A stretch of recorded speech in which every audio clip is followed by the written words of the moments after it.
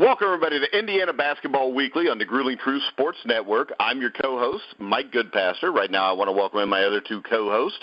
First up, he is a member of the 1981 National Championship team, Steve Risley. How you doing, Steve?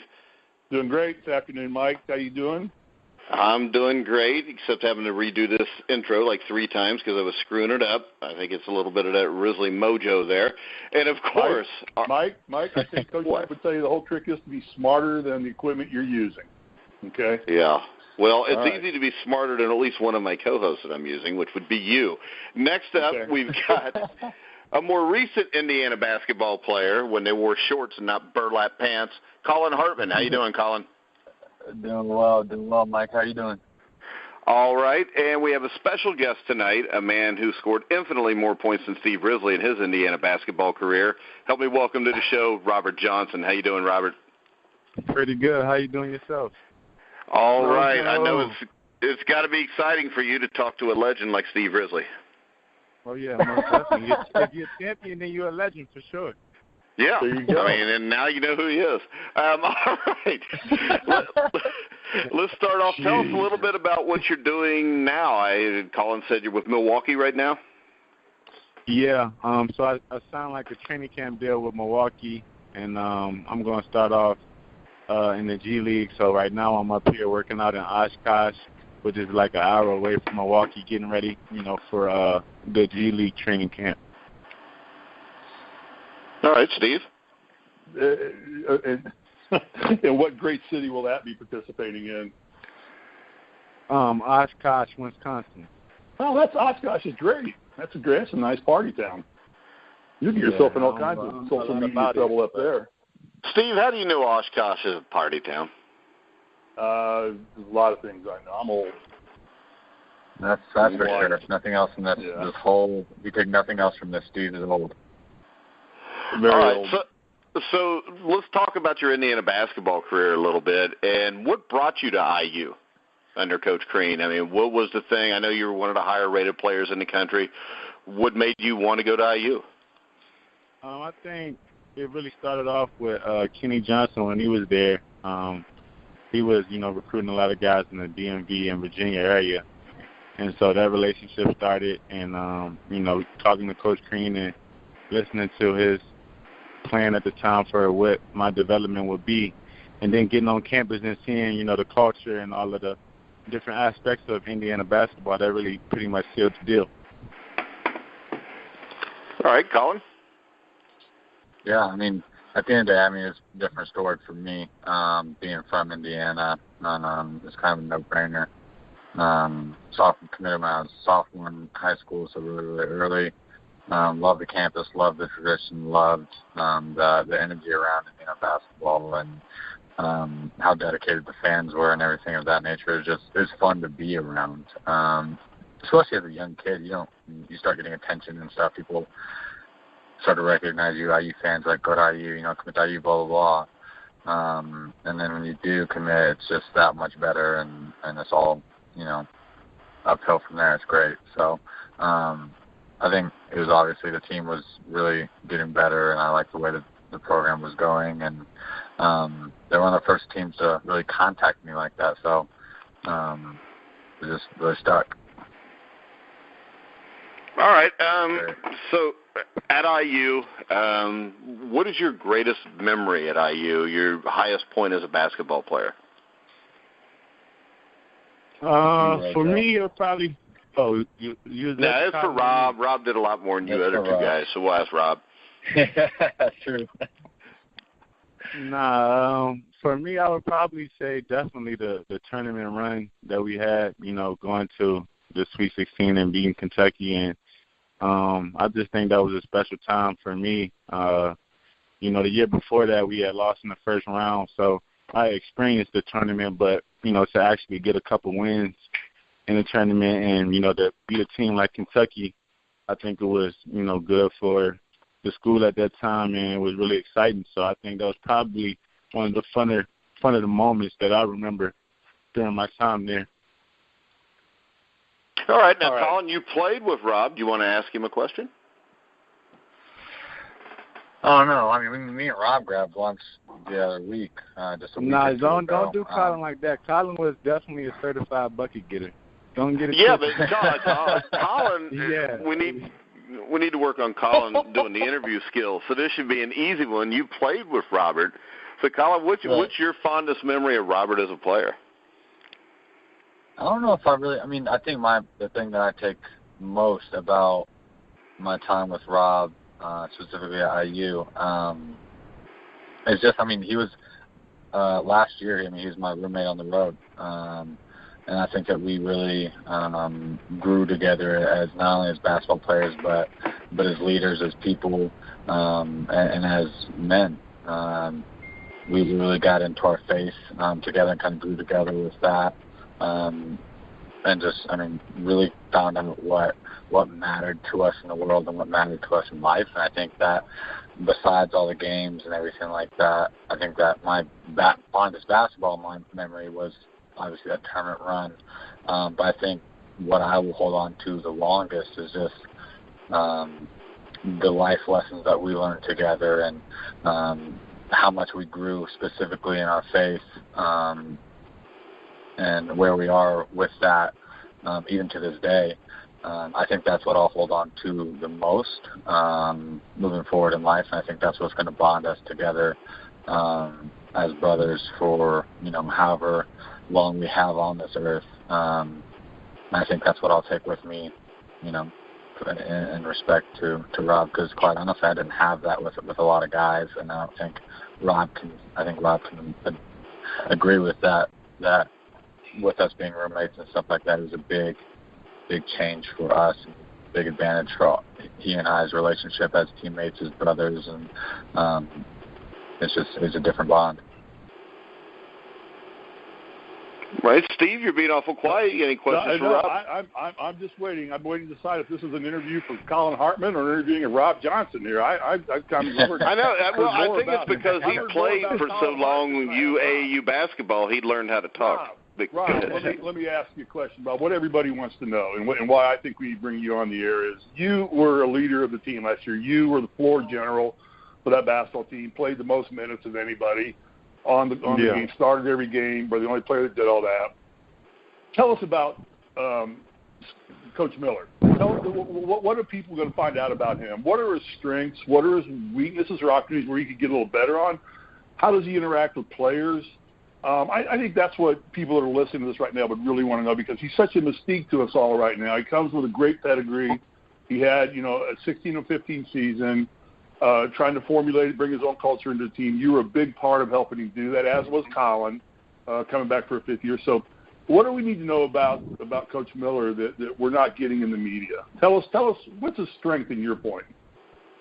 Yeah, well, I'm really glad, that I had a chance to play under Coach Miller for the year that I did have.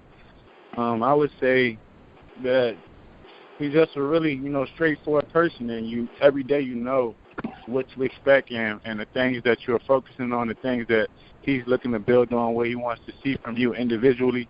There's really no guessing game, or you never have to wonder where you are with him as an individual or collectively as a team. He tells you what he expects from you day in and day out, moving forward progressively. And I think that was probably, the thing I realized most as his biggest strength. And I think, that's why as he gets it rolling, they're going to just get better and better.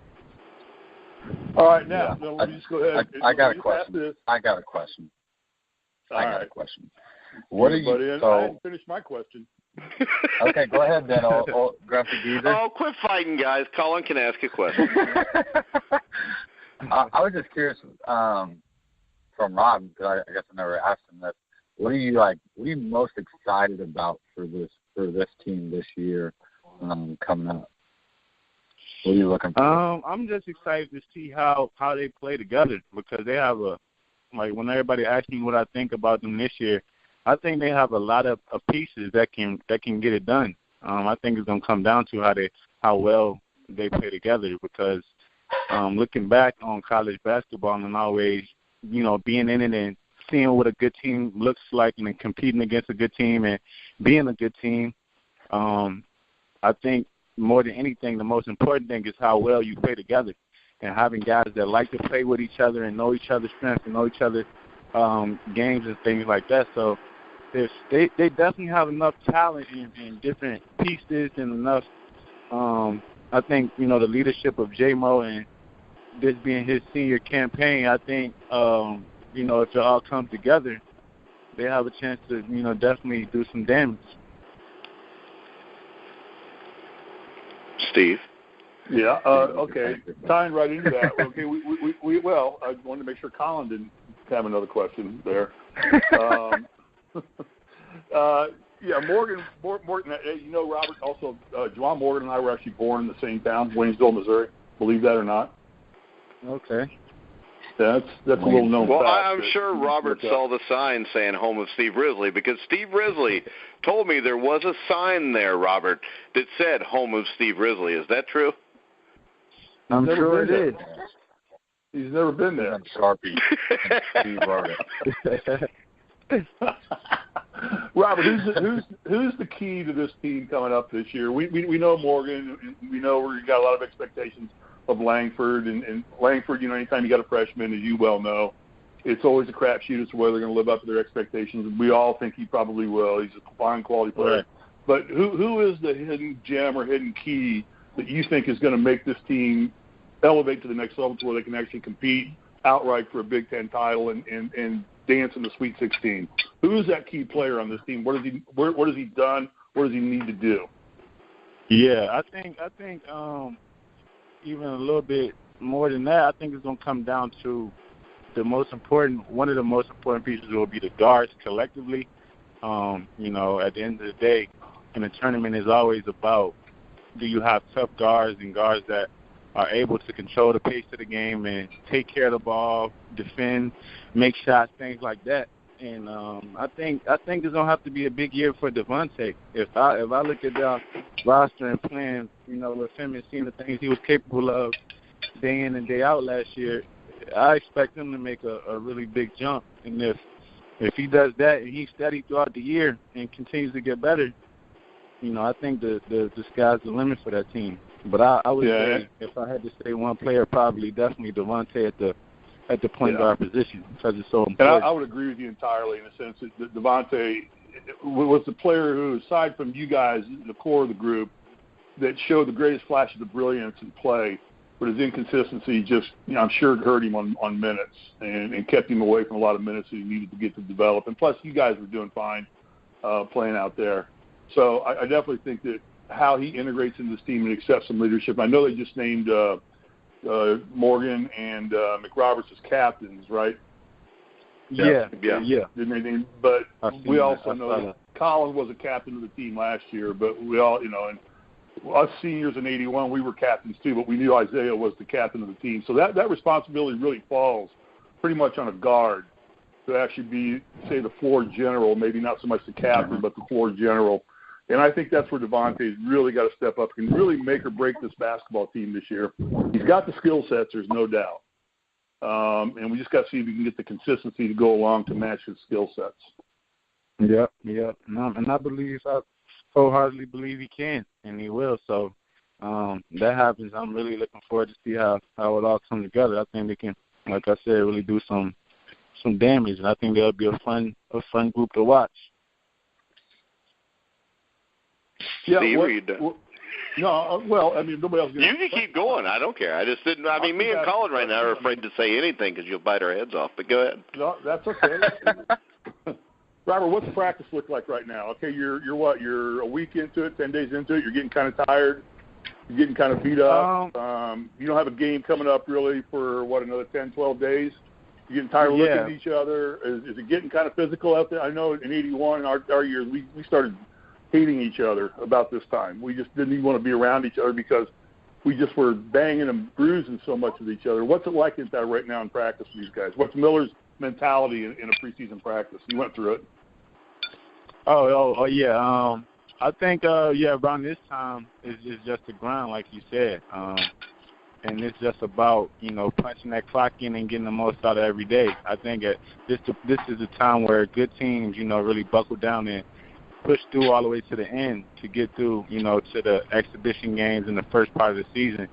I think it's real important to finish this last little part of the preseason because it really sets the tone going into, the first official set of games. So I think at this point it'll be important for, the older guys and everybody else to just come together to continue to push through and grind it out.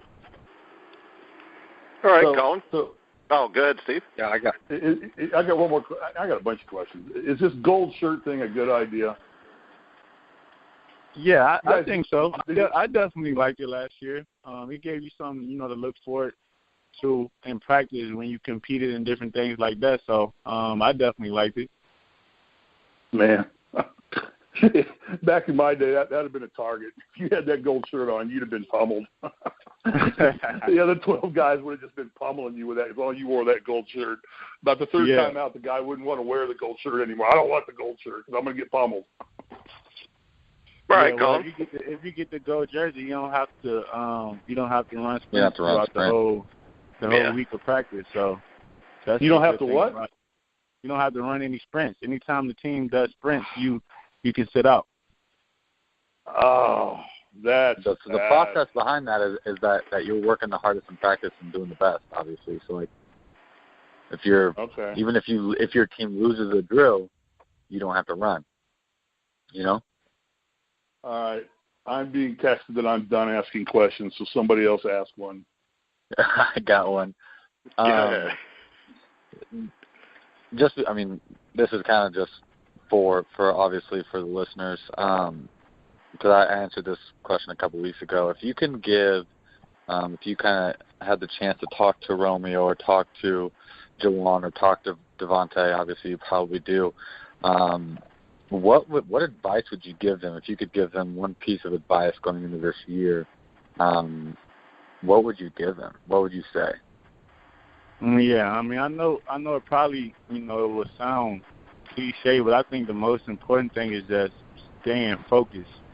And you know how it is on campus. There's so many different distractions, and for a lot of part of the season, you can feel like you locked in, but I feel like it's a whole different level that great teams and great players, a different focus level that they have looking back. And I think that's what I would really say, like completely lock in and focus and try to cut any and every type of distraction that you think could hinder you from being the best that you can be.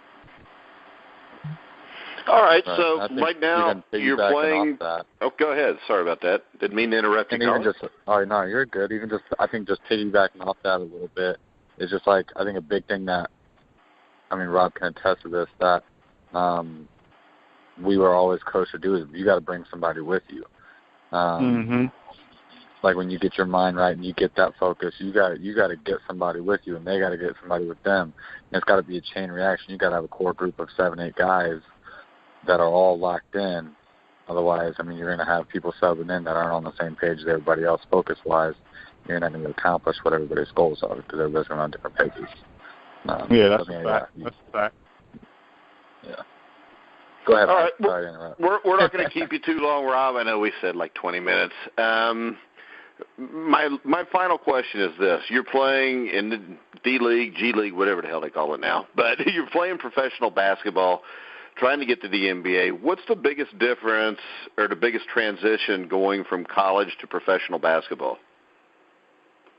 From an on-court standpoint, I would probably say just the small details of things, that you could get away with, at a lower level or in college. Guys are covering ground faster. Guys are bigger, longer, stronger. So I think just the little details really matter because the main thing I've seen that is a lot has to do with pace and timing. So with that being said, there's a lot of details that go into that, and you have to be really, really sharp on those details, to be good enough to play at that level. All right, Steve, any final questions for Robert? No, I think we've hit enough. He's got work to do and things to get back to. So, I'm just trying to pry a little bit more into what it looked like right now it's a lot of what people want to find out because we see the media reports in the games, but what's going on in practice right now, what the mindset is. How does – well, that's one last question. How does what's Miller's demeanor in practice? Is he hard-nosed or is he kind of lighthearted, have fun with it, or does he just like just really all business, no joking around in practice? Nah, yeah, like I said earlier, he very, straightforward as far as what the agenda is for the day, what he's looking to get accomplished, and he's serious. It's a business-like approach day in and day out. Yeah.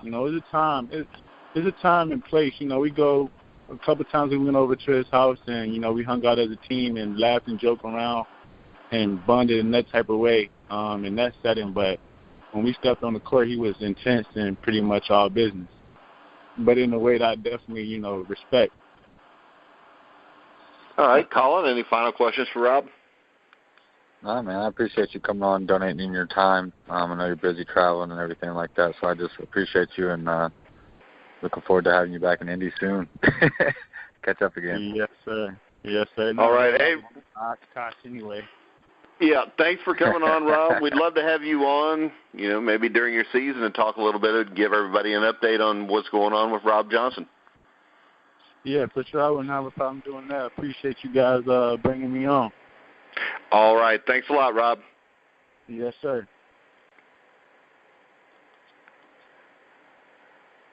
All right, guys, that was Rob Johnson from last year's Indiana Hoosiers. We touched on, we're going to wrap this up talking about the captains. How does, Coach Miller, Collin, select the captains? Is this the players' vote? Does he pick the captains, or? Well, it's kind of both. At the end of the day, throughout practices, throughout the summers, the workouts and stuff like that, who earns it. Obviously, there's a seniority factor to that, but at the same time, it's who's day in and day out grinding away and earning it. It's like the gold jersey, but not as much to physically based. Seniority plays a big role, but it's the best seniors per se who are going to earn that captaincy position. Yeah, what's your take on Josh McRoberts and Juwan Morgan? You think they're no-brainers in this situation? Oh, you mean Zach McRoberts? Josh is in the league. I said, okay, whatever. Yeah, I said a bad name. My bad. What'd you say? What'd you ask? Ask the question. I said, is it all right with Zach McRoberts and Juwan Morgan? I'm having a rough day here, Steve. I've done like 3 shows, and I got 2 more to go. I'm on the wrong show half the time. So what was your question? So the question is, do you think those are the proper choices? I would think just from watching them from the outside last year that those are kind of no-brainers. Oh, yeah. Those are chalk them up to no-brainers. There wasn't – those dudes both work hard. They perform in games. They perform in big situations. And, I'm sure Steve can attest to the seniority comes into play. And also, just like Isaiah, Isaiah was, he was a killer from the start, I guarantee it. And those dudes go all out in practice. Juwan has the gold jersey. I'm sure Zach's right up there in top 3. So it's just, Steve, you can correct me if I'm wrong, but I guarantee you that if you guys had a gold jerseys type system, Isaiah would be at the top in almost every practice. And Steve, how were the captains selected under Knight? I'll tell you exactly how the captains were selected tonight. We walk into the locker room, we all sit down, and Knight comes in and says, all right, let's vote for team captains. Now, I'm going to tell you before you vote, if I was voting, this is who I'd vote for team captains. I would vote for Tolbert and Grunwald for team captains. Now, you guys vote, but if I was voting, I would vote for Grunwald and Tolbert. Now, I'm going to get out of the room, you guys vote. I'll be back in 3 minutes. Came back in 3 minutes. Said, Coach, we elected Grunwald and Tolbert as team captains. And then every time something went on the court, he went to Isaiah Thomas. So it really didn't matter anyway. So that's about pretty much how every decision was made in the Knight era of basketball. We got free reign. We got the ability to contribute. But every time everything was predicated with, all right, you guys vote if you want to wear suit and ties to this game or not. But I'm going to tell you right now, if I was voting, I would vote we'd wear suit and ties. So False democracy. I'm going to leave the room for 3 minutes, and you vote on how you want to decide. Comes back in 3 minutes. Coach, we definitely think we're representing Indiana. We should wear suit and ties. Good vote. That's kind of how I imagined this went. So that's exactly how those things went. And that's when you look back on that and how funny that was, that virtually every team decision we made, it was presented to us exactly in that fashion. I can get a little serious and tell you when in '79, when the issue happened with the bringing home some drugs from Alaska on the trip, and we had the killer meeting where some players were dismissed. It was a very, very difficult situation for all. We were all in tears. All of us were. I mean, because we knew some players were leaving. We didn't really want to lose anybody from our team. But it basically, Knight walked in and gave us his talk, his lecture, and done his homework. And he said, all right, you guys that weren't involved are going to vote on who stays and who goes. And there was that same lecture that was put out there. This is how I'd vote. And that's pretty much, to some degree, with other things involved in it, but that's a lot of big part of how that decision was made. And that's kind of the way the Iron Fist ruled at that point in time. We definitely could have challenged him if we wanted to, but generally he had done more due diligence and more homework than any of us had and knew what was best for the basketball team. And 9 times out of 10 he did. So our voting was always predicated with this is how I would vote. All right, guys. We're going to wrap it up this week. We want to thank Rob Johnson for coming on. Collin, any final words? No, all good here. Okay, Steve? No, we'll be back next week and talk a little bit about the schedule. We'll get a little closer because basically, they start November 1. Hey, there goes the dog. Finally, the dog barked. I thought your dog was sick or something for a minute. Who, me? Yeah, your dog's finally barking. Don't be my dog. My freaking dog. Oh, Collin, come on. Now you can't bust Risley's balls about the dogs anymore. My dogs are out swimming in the pool. Oh, my God. They're having fun. Well, next week I'll make sure my dogs bark in the background, and we'll all be on equal footing. But I do have a question. Are we going to do the question where the listeners can ask questions and interact and stuff like that, Mitchell? Yes, and since Collin brought that up, everybody's still listening, on Facebook. Do we have an Indiana Basketball Weekly page? We do, don't we, Steve? Yes, we do. And you can go to Facebook, look up Indiana Basketball Weekly with Collin Hartman and Steve Risley. You can go on there. You can ask questions starting next week. You can ask the question tonight. We will answer it next week. If you ask a question, we're on it. You can get us at The Grueling Truth on Twitter. Send us a message that way. You can also, if you want to email the message, you can email us at thegruelingtruth@gmail.com. And Steve is willing to answer any question anybody could possibly imagine to ask. Correct, Steve? I mean, there's got to be truth in media. I mean, you got to have transparency. I mean, why do you want to hide anything? And if you want to ask questions about the Kardashians, Steve is the foremost knowledgeable person I know on keeping up with the Kardashians. He's watched every episode at least 10 times. Yeah, well, we all got to be good at something, don't we? No, I mean, my position on answering questions that people ask is this, is that I'll tell you the truth. I'm already sitting next to the band when I go to games, so it doesn't really matter. They aren't going to keep me out of the building, I don't think. Maybe that's the next step, but I'm already sitting up there next to the band. So I thought you weren't sitting next to the band anymore. Pardon? I thought you weren't sitting next to the band anymore. Because I don't go to games anymore. I know that if I ask for tickets, in fact, Collin, did you get your letter, your email about tickets? Maybe. No, he didn't even get that. See, the newer players don't even get that. They just call Coach Miller and get tickets behind the bench. Us old former players get a form email from the basketball operation telling us what games we can select tickets for and how many we can have and where we can sit. So, unfortunate. Not Collin. Collin, can I go to a game with you one time so I can sit behind the bench one time? What? Yeah. You can come with me, buddy. There you go. Maybe Archie will let you sit on his lap, Steve, if you tell him you're in that picture he walks by every day. Oh, man. Oh, well, you know what? Let's wait for Archie to put one of those pictures up there on the wall, too. Because every time we have a recent player come on, we're going to ask them if they know who Steve Risley is, just to see. And it was off air, and I didn't want to embarrass Steve, but I would like to bring up right now. Rob said who? No, I heard it. He did. Yeah. I love you, Steve. I love you. I take it all. I'm like Rodney Dangerfield, man. I get nervous. That's no problem at all. And like Rodney Dangerfield, I'm probably dead too. So it is all fine and dandy. But we all have one thing in common. That's what we love Indiana basketball. We think it's going to be a great year, and we're looking forward this year to the insight of Collin and bringing us what's going on today and great freaking old stories from the '80s and the night air from me and Mike. We don't have any clue what you're going to do other than get the damn introduction to the show wrong 3 times with our first guest on. You can't prove that. You can't prove it. This was taped tonight. And we would like to thank... right here, Mike. Yes, thank you. Yeah, it doesn't matter. Nobody will believe either one of you guys. All right. My reputation is impeccable. Yeah. Right.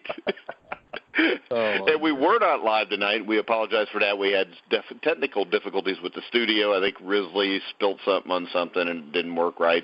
But we will be back live next Wednesday night at 8 o'clock Eastern, so make sure you check us out on the Indiana Basketball Weekly Show. And remember, you can hear all of our shows on iHeartRadio, Spotify, Spreaker, TuneIn, Stitcher, wherever you find sports podcasts, you'll find The Grueling Truth. So for Rob Johnson, Collin Hartman, Steve Risley, I'm Mike Goodpaster. You've been listening to The Grueling Truth, where the legends speak.